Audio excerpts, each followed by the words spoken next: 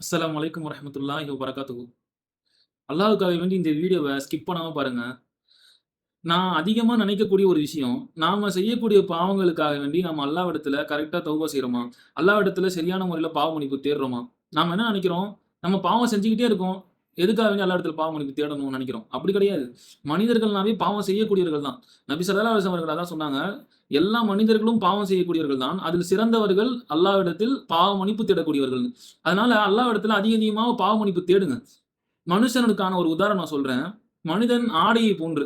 எப்படி ஒரு துணியில கரை பட்டதுனாலோ, அழுக்கு பட்டதுனாலோ, அத நம்ம துவச்சு போடுவோம்.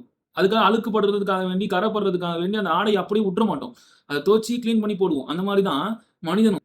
எப்படி ஒரு ஒரு ஆடையில கரை பட்டதுன்னா நம்ம அத துவச்சு போடுறோமோ, அதே மாரி நம்ம மனிதன் வந்து பாவம்ன்னு ஒண்ணு நிகழ்ந்துச்சுன்னா, அல்லாஹ்விடத்துல தௌபா செஞ்சு, அல்லாஹ்விடத்துல பாவ மன்னிப்பு கேட்டு அத சுத்தம் செஞ்சுக்கணும்.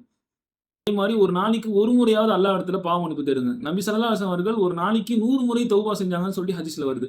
அப்போ தினமும் நீ இரவு தூங்குறதுக்கு முன்னாடி, யா அல்லாஹ் என்னுடைய பாவங்களை மன்னித்திருன்னு சொல்லி இந்த இஸ்திக்ஃபார ஓதுங்க. அஸ்தக்ஃபிருல்லாஹில் அலீம் அல்லதி லா இலாஹ இல்லா ஹுவல் ஹய்யுல் கய்யூம் வ அத்தூபு இலைஹி.